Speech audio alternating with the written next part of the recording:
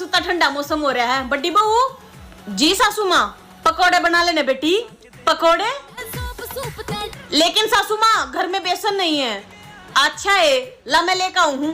हाँ आप ले आओ जब तक मैं आलू प्याज काट के रखती हूँ।